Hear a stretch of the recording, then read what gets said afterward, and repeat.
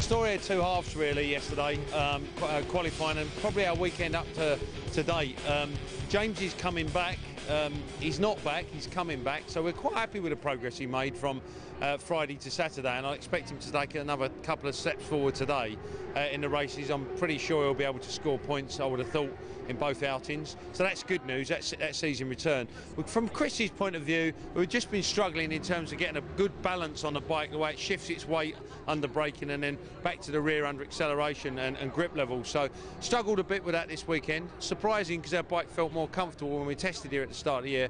I'd also have to say he's probably feeling a little bit of pressure.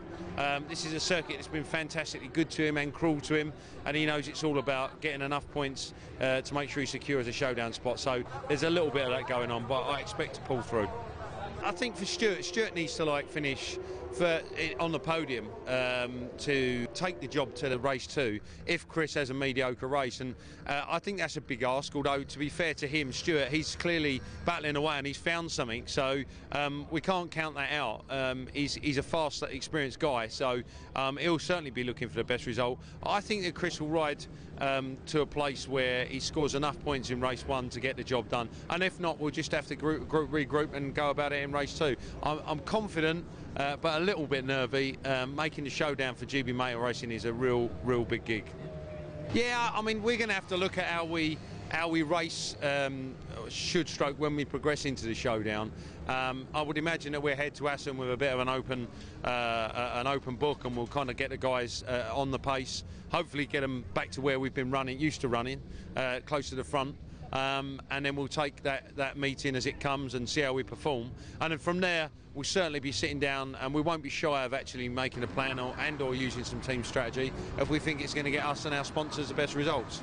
Yeah, qualifying was a little bit disappointing for Chris, but to be fair, he's got a couple of issues with the bike that we've hopefully sorted out now for race 1. He just needs to get on and get the job done in race 1, get a result that secures the showdown, and then race 2 go for it.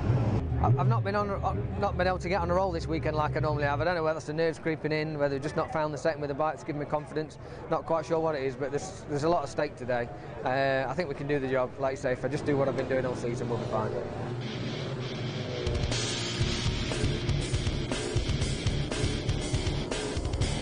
The injury's painful. I'm getting a lot of help with the BSB physios, the back on track physios, CJ physios, just to keep the muscles from tightening up.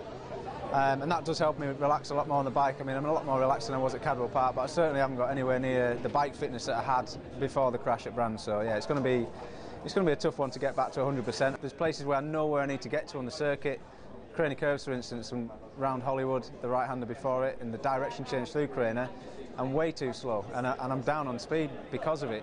And it's just because I can't change direction fast enough, and that's coming down to the strength and the pain in the legs. So yeah, it's frustrating knowing where you should be on track and knowing how fast you should be on track, and not being able to do anything about it. But we've got to accept that fact and just take it on the chin and do what we can do. I need to start running at the front again, try and get on the podium as many times as I can, and just start sort of fighting back at the front just before going into winter. I mean, it'd be devastated to go into off-season, you know, just riding around finishing 10th and 15th. So I really need to start getting back at the front.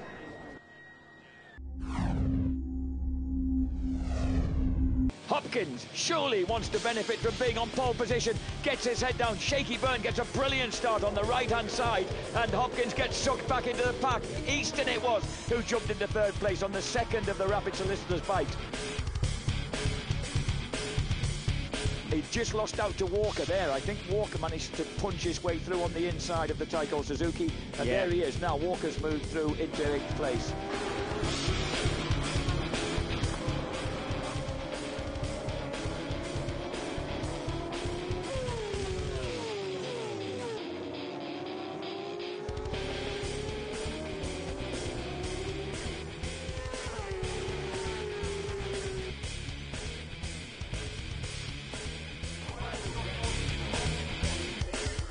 Checking back up the field, there's Julian Da Costa, who's finally broken past Patrick Mupp and opened the gap up.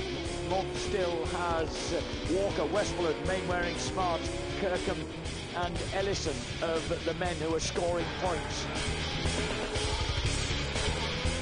5th place, Stewie Easton from Josh Waters and Peter Hickman.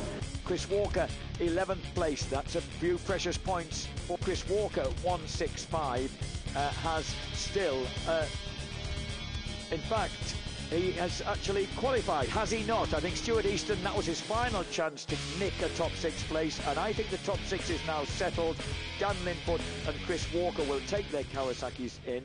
Well, we just, thanks to Chris bringing it home safe and Easton finishing 5th. I think that's us. We just secured our first Showdown spot, which for the team, for Chris, for all the hard work that's been put in on both sides of the garage, it's just fantastic. The glasses are on for a reason. I'm overjoyed, really. It's massive pressure, and it looks like we come good. So, looking forward to the next. I'm looking forward to a lie down, to be honest with you.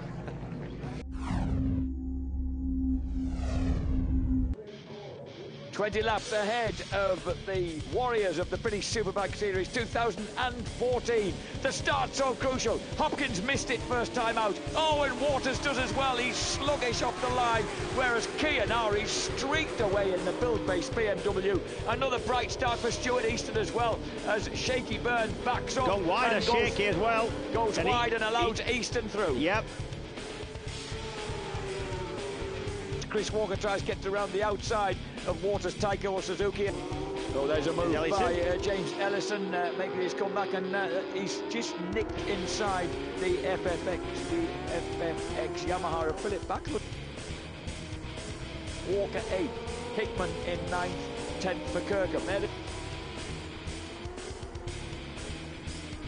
They're still together. Dan Linfoot getting thoroughly beaten up there then, so he's lost 2 places to both Chris Walker and Josh Waters in quick succession. Meanwhile, Josh Waters, what's going on here? It's Hickman, Westmoreland, Hopkins, Walker, Ellison gets 11th place. It's probably, James is probably feeling a bit disappointed today, but from his actual weekend, he's had 2 point scoring positions, and in race 2, if you look at some of his lap times, he's getting back to full fitness.